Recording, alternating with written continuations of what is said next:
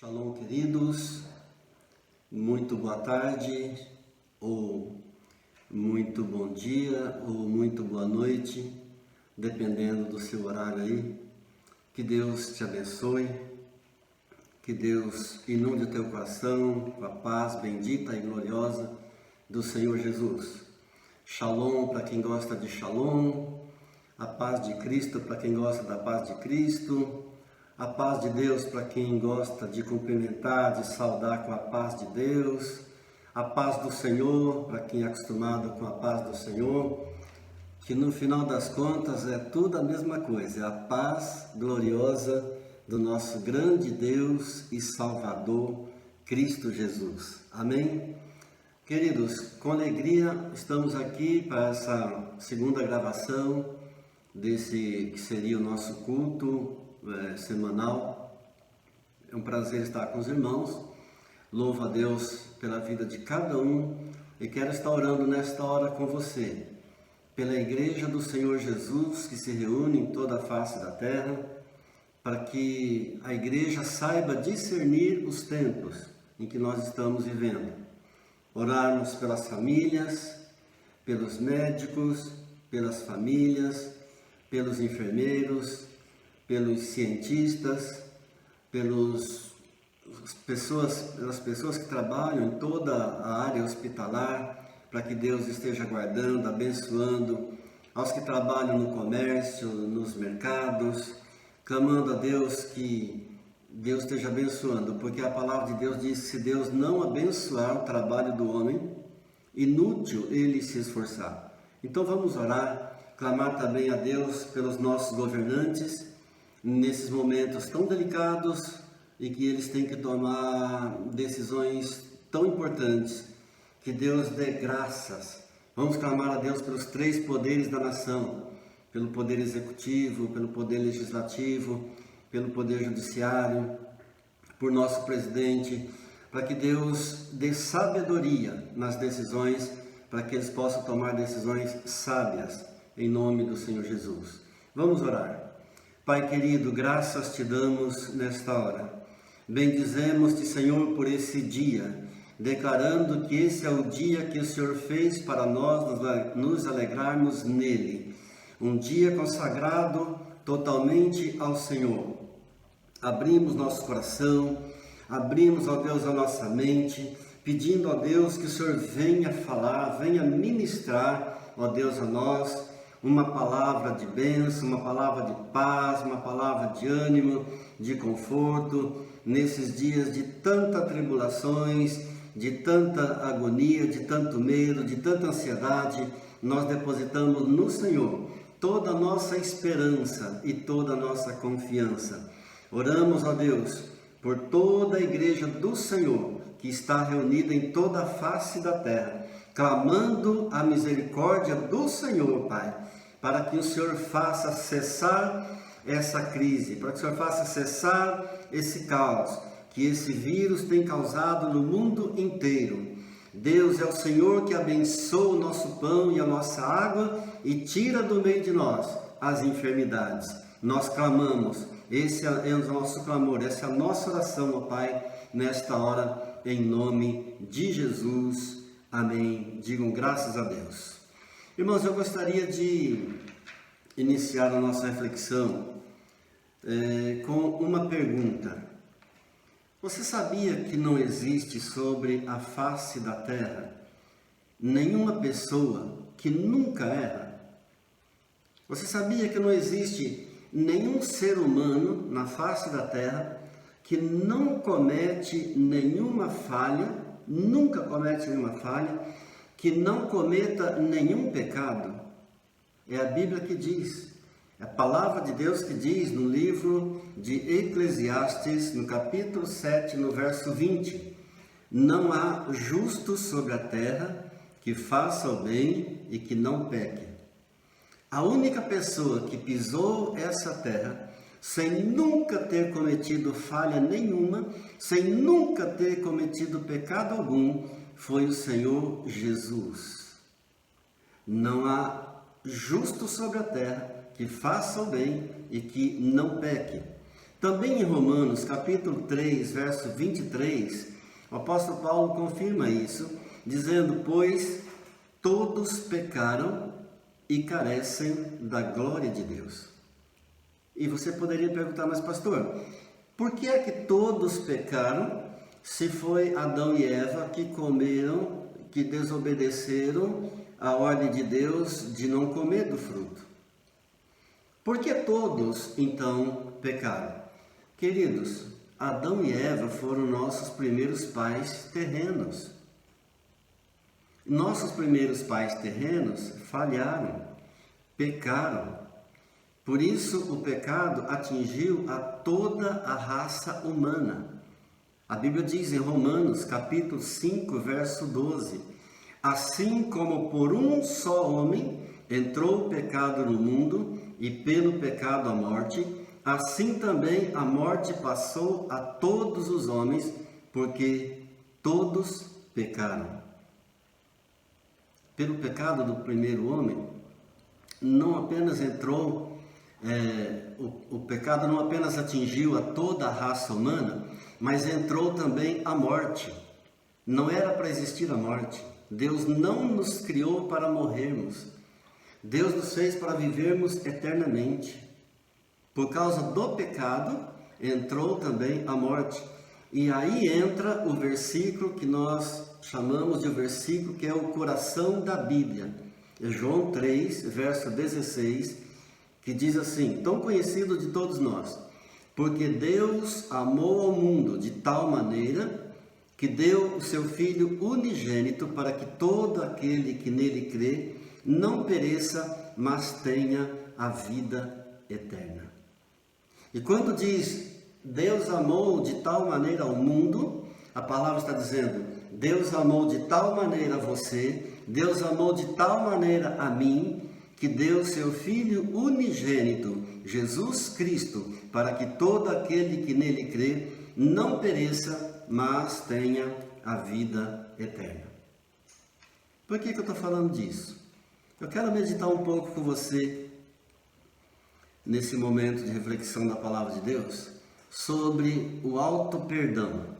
Nós falamos muito da necessidade de perdoarmos os outros, de liberarmos o perdão, mas eu quero pensar um pouco com você na importância do auto-perdão, na necessidade que existe de nós nos perdoarmos a nós mesmos.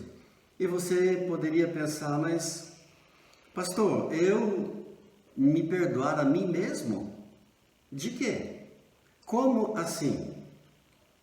De algum eventual pecado, ou de algum erro, algo que talvez nem seja pecado, mas algo errado que você praticou, alguma decisão errada que você tomou, e isso tem causado em você peso, culpa, mágoa, ressentimento. Eu quero dizer para você, irmãos, para vocês, irmãos, que o auto-perdão, ele traz libertação. O auto-perdão, ele traz a libertação da culpa, traz libertação da mágoa, traz libertação do ressentimento. Dizem os especialistas que a cada 5 minutos de pensamentos que nós temos de coisas que fizeram mal a nós, isso vai gerar em nós 10 minutos de baixa imunidade. A cada 10 minutos de pensamentos ruins, de coisas que fizeram mal a nós, vai gerar em nós 12 horas de baixa imunidade. Cada 20 minutos de pensamentos de coisas ruins que fizeram mal a nós, vai gerar em nós 24 horas de baixa imunidade. Agora pensa nesses dias em que nós estamos vivendo, em que há uma avalanche de notícias ruins vindo todos os dias, e isso tem causado pânico a muitas pessoas, tem causado depressão. Eu quero pensar com você sobre essa necessidade de nós nos perdoarmos, para que sejamos então livres de qualquer sentimento, de peso, de culpa, de mágoa ou de ressentimento. Eu quero olhar para um personagem da Bíblia, que muito conhecido de todos, Abraão. A Bíblia diz a respeito de Abraão. Abraão recebeu 2 títulos, que são 2 títulos de causar inveja a qualquer um. O primeiro título de Abraão foi amigo de Deus. Quem é que não gostaria de receber um título desse? Amigo de Deus. Diz a palavra de Deus em Tiago, capítulo 2, verso 23. E se cumpriu a escritura, a qual diz: ora, Abraão creu em Deus e isso lhe foi imputado para a justiça. E foi chamado amigo de Deus. Isso não é tremendo? Isso não é maravilhoso? Se cumpriu a escritura, a qual diz: ora, Abraão creu em Deus e isso lhe foi imputado, isso lhe foi creditado para a justiça. E foi chamado amigo de Deus. Então, o primeiro nome dele, Abrão, com um A apenas, significa Pai exaltado.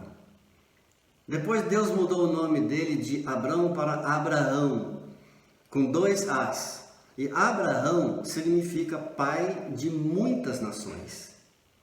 Mas o segundo título que Abraão recebeu foi Pai da Fé. E quem não gostaria de receber um título desse, de ser chamado Pai da Fé? A Bíblia diz em Romanos capítulo 4, verso 11: e recebeu o sinal da circuncisão como selo da justiça da fé que teve, quando ainda incircunciso, para vir a ser o Pai de todos os que creem. E no verso 16 de Romanos 4 diz: mas também ao que é da fé que teve Abraão, porque Abraão é pai de todos nós. Nesse sentido, nós somos chamados de filhos de Abraão, porque cremos no mesmo Deus de Abraão, o mesmo Deus que Abraão creu. E por isso foi chamado de amigo de Deus e pai da fé. Então você poderia dizer para mim: pastor, então alguém sendo descrito na Bíblia como amigo de Deus deve ter tido uma vida impecável diante de Deus? Alguém que é descrito na Bíblia como pai da fé, certamente deve ter vivido uma vida impecável diante de Deus. Então eu quero que você venha comigo ao livro de Gênesis, no capítulo 12, no versículo 10 e seguintes, que diz assim: havia fome naquela terra, desceu, pois, Abrão ao Egito para aí ficar, porquanto era grande a fome na terra. Quando se aproximava do Egito, quase ao entrar, disse a Sarai, sua mulher: ora, bem sei que és mulher de formosa aparência. Os egípcios, quando me virem, vão dizer: é a mulher dele, e me matarão, deixando-te com vida. Dize, pois, que és minha irmã, para que me considerem por amor de ti, e por tua causa me conservem a vida. Abraão, o personagem descrito na Bíblia como amigo de Deus, como pai da fé, mentiu covardemente, quase levando o faraó a praticar adultério com a sua mulher Sarai, que era muito bonita, muito formosa, diz a palavra de Deus. Se não houvesse naquele momento, se não tivesse acontecido naquele momento, uma poderosa intervenção de Deus. Veja do verso 14 ao 17 o que diz: tendo Abrão entrado no Egito, viram os egípcios que a mulher era sobremaneira formosa. Viram-na os egípcios de Faraó e gabaram-na junto dele, e a mulher então foi levada para a casa de Faraó. E este, por causa dela, tratou bem a Abrão, o qual veio a ter ovelhas, bois, jumentos, escravos e escravas, jumentas e camelos. Porém o Senhor puniu a Faraó e a sua casa com grandes pragas por causa de Sarai, mulher de Abrão. Se Deus não tivesse entrado com uma providência, com uma intervenção poderosa, enviando grandes pragas ao Faraó e à sua casa, certamente uma tragédia teria acontecido. Mas o Faraó não deixou barato, não. Ele foi para cima. Veja o que diz no verso 18 ao 20. Chamou, pois, Faraó a Abrão e lhe disse: que é isso que me fizeste? Por que não me disseste que era ela tua mulher? E me disseste ser tua irmã? Por isso a tomei para ser minha mulher. Agora, eis a tua mulher. Toma-a e vai-te. E Faraó deu ordens aos seus homens a respeito dele, e acompanharam-no a ele, a sua mulher e a tudo o que possuía. Que vergonha! Que vergonha! O Faraó foi para cima, chamando a atenção de Abrão, dizendo: Abrão, o que é isso que você fez? Por que mentiu, dizendo que era sua irmã, e por que não disse que era sua mulher? E, além do mais, Abrão foi deportado, passando uma situação de grande vergonha. Mas sabe o que Deus disse a Abraão? Em Gênesis, no capítulo 17, no verso 1, Deus diz assim: quando atingiu Abrão a idade de 99 anos, apareceu-lhe o Senhor e disse-lhe: eu sou o Deus Todo-Poderoso, anda na minha presença e sê perfeito.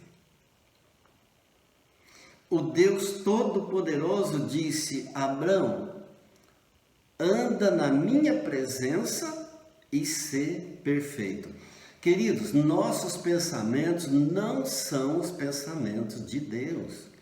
A palavra de Deus nos diz, através do profeta Isaías, no capítulo 55, no verso 9, porque assim como os céus são mais altos do que a terra, assim são os meus pensamentos mais altos do que os vossos pensamentos, e os meus caminhos mais altos do que os vossos caminhos. Para nós, seres humanos, alguém é perfeito quando nunca comete nenhuma falha. Alguém é puro, é justo, quando não comete nenhum erro, quando não comete nenhum pecado. Mas para Deus, alguém é perfeito quando anda com Ele. Alguém se torna perfeito, santo, justo, quando anda com Deus. Queridos, note, a única coisa que Deus pediu a Abrão foi que andasse com Ele. Abrão, anda na minha presença e sê perfeito. Por quê? Porque Deus sabia que Abrão andando na presença dele, Abrão cumpriria com todas as suas ordenanças. Abrão cumpriria com todos os mandamentos de Deus. Ele obedeceria a todos os princípios de Deus, porque não tem como alguém andar com Deus e não obedecer aos princípios de Deus. Não tem como. Não que a pessoa não vai cometer nenhum pecado mais, não é isso. é que para Deus a verdadeira honra não consiste em não cair nunca, mas em levantar-se a cada vez que se cai. Queridos, veja comigo, por isso que Enoque foi levado por Deus, sem passar pela morte, porque andava com Deus. Por isso ele foi tomado por Deus, diz a palavra de Deus em Gênesis, no capítulo 5, no verso 24. Andou Enoque com Deus e já não era, porque Deus o tomou para si. Note tudo que a Bíblia diz que Enoque fez para ser tomado por Deus, para ser levado por Deus, sem passar pela morte. Tudo que ele fez, diz a Bíblia, Enoque andou com Deus. Diga glórias a Deus. Para nós, seres humanos, alguém só pode ser perfeito quando não comete nenhum erro, nenhuma falha, nenhum pecado. Mas para Deus, alguém se torna perfeito quando faz de Jesus Cristo seu único e suficiente Senhor e Salvador da sua vida. Para Deus, alguém se torna perfeito quando faz de Jesus Cristo o seu único mediador, pois a palavra de Deus diz em 1 Timóteo capítulo 2, verso 5, porquanto há um só Deus e um só mediador entre Deus e os homens, Cristo Jesus, homem. Para Deus, alguém se torna justo, para Deus alguém se torna perfeito, quando entende que tudo que o Senhor Jesus padeceu e entregou a sua vida na cruz do Calvário, foi suficiente para a nossa salvação, e já não resta nenhum sacrifício mais. Todo sacrifício que precisava ser feito, o Senhor Jesus fez.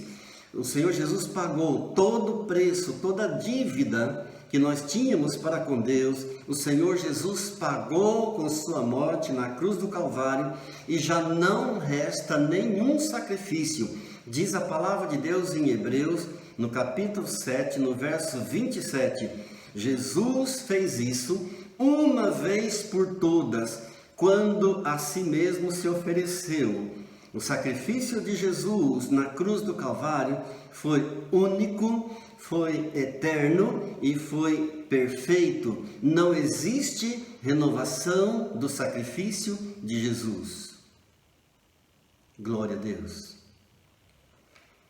Para Deus, alguém se torna perfeito quando clama para Jesus: Senhor, dá-me um novo coração. Senhor, dá-me um coração capaz de amar, capaz de perdoar.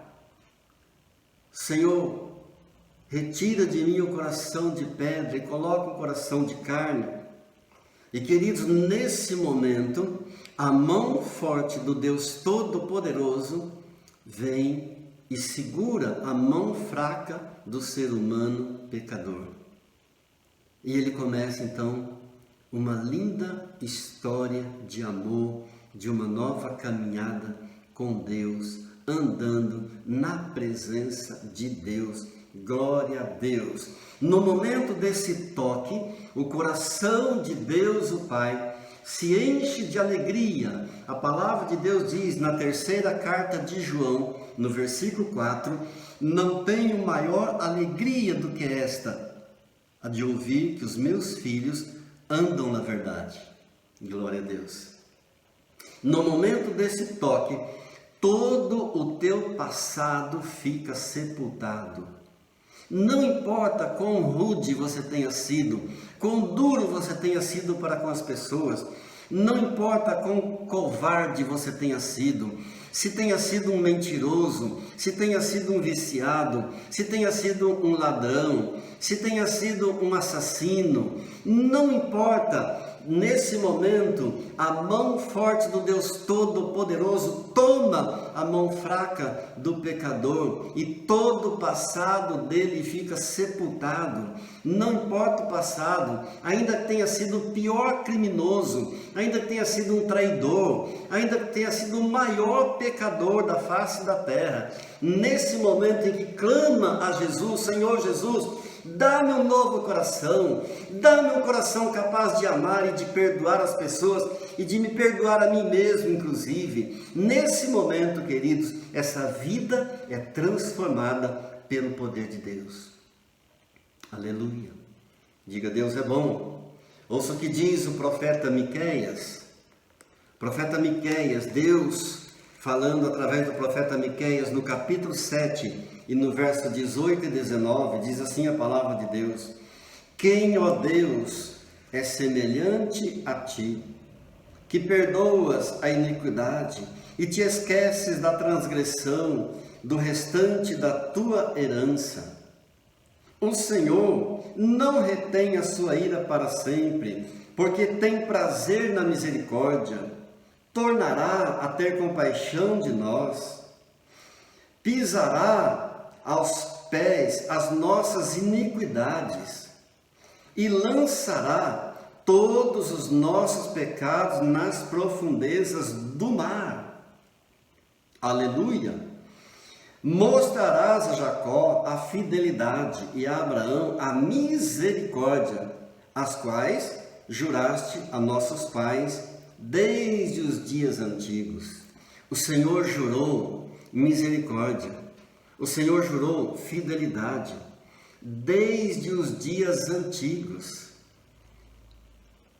E o nosso Deus é um Deus de princípios, e os seus princípios são imutáveis. Ele não muda, Deus não muda. Aquilo que Ele jurou desde os tempos antigos, Ele nunca mudou e nunca irá mudar. Agora, deixa eu perguntar uma coisa para você. Se Deus te perdoa e lança os teus pecados na profundeza do mar, por que é que você não se perdoa? Se Deus perdoa, se Deus apaga o teu passado, se Deus esquece o teu passado, se Deus, está escrito na palavra que Ele lança os teus pecados na profundeza. Aleluia! Ou melhor, no plural, nas profundezas do mar. Por que é que você então não perdoa? Queridos, a palavra de Deus está dizendo com isso que nós não precisamos mais, e você não precisa mais carregar essa dor. Você não precisa mais carregar essa mágoa, você não precisa mais carregar esse ressentimento. Não! Se Deus lança nas profundezas do mar o teu pecado, você não precisa mais carregar esse sentimento que fica aí envenenando a tua alma, esse sentimento que, sabe, você tenha ouvido palavras pesadas, que sabe você tenha recebido muitas palavras negativas e que até hoje essas palavras não saem da sua mente e ficam causando todo esse peso, essa culpa, essa mágoa, essa dor, esse ressentimento. Você não precisa mais carregar isso, esse peso. Diz a palavra de Deus em 1 de Pedro, capítulo 5, versículo 7, lançando sobre ele, Jesus Cristo, toda a vossa ansiedade, porque Ele tem cuidado de vós. Lançando sobre Ele, Jesus, toda a vossa ansiedade, porque Ele tem cuidado de vós. Quem sabe Deus me colocou aqui diante dessa câmera para dizer para alguém que sempre recebeu palavras pesadas, palavras negativas, de que você não era ninguém, de que você não era nada, de que você era a pessoa mais inútil do mundo, que você não daria em nada. Não é o que Deus diz. Não é o que Deus diz de você. Eu gostaria que você ouvisse o que Deus diz através do profeta Oséias, no capítulo 11, no verso 4. Atraí você com cordas humanas, com laços de amor. Fui como quem alivia o jugo e me inclinei para dar-lhes de comer. Você já tinha ouvido isso? Que Deus atraiu você com cordas humanas, com laços de amor? Deus faz aqui uma metáfora para dizer que Ele atraiu você, que Ele foi ao teu encontro, que Ele amou você, amarrou você com laços de amor. E Ele foi alguém, e Ele é alguém a quem traz o alívio de todo jugo. E Ele diz mais: eu me inclinei para dar-lhes de comer. Sabe o que Deus diz através do profeta Jeremias, no capítulo 31, no verso 3? De longe me deixou ver o Senhor, dizendo: com amor eterno eu te amei, por isso com benignidade eu te atraí. Com amor eterno Deus te amou, com benignidade Deus atraiu você. Querido, Ele atraiu você de longe, antes mesmo que você existisse, antes mesmo que você fosse formado. Creia no que a palavra de Deus diz. Não dê ouvidos ao que o mundo disse de você, não dê ouvidos ao que as pessoas dizem de você ou disseram de você, mas dê ouvidos àquilo que a palavra de Deus diz, dê ouvidos àquilo que Deus está dizendo de você. De longe Ele te amou. E o Salmo 139, no versículo 16, ele confirma isso, dizendo: os teus olhos me viram, Senhor, a substância ainda informe, e no teu livro foram escritos todos os meus dias, cada um deles escrito e determinado, quando nenhum deles havia ainda. De longe o Senhor te amou, de longe o Senhor te viu, quando você ainda não existia. Ele viu você quando você ainda era uma substância informe. Você ainda não tinha forma de gente, você ainda não tinha sido formado. Você era uma substância sem forma. Ele já viu você, Ele te amou com laços de amor. Ele te abraçou, Ele te ama, Ele te valoriza, Ele cuida de você. Ele está com você. Você é precioso, você é preciosa para Deus. Dê ouvidos ao que Ele está dizendo para você nesse momento. Ele te atraiu de longe. Ele te amou com laços de amor. Ele alivia o teu jugo. Ele se inclina para te dar de comer. De longe Ele te viu. Com amor eterno, Ele te amou. Graças a Deus. Louvado seja Deus.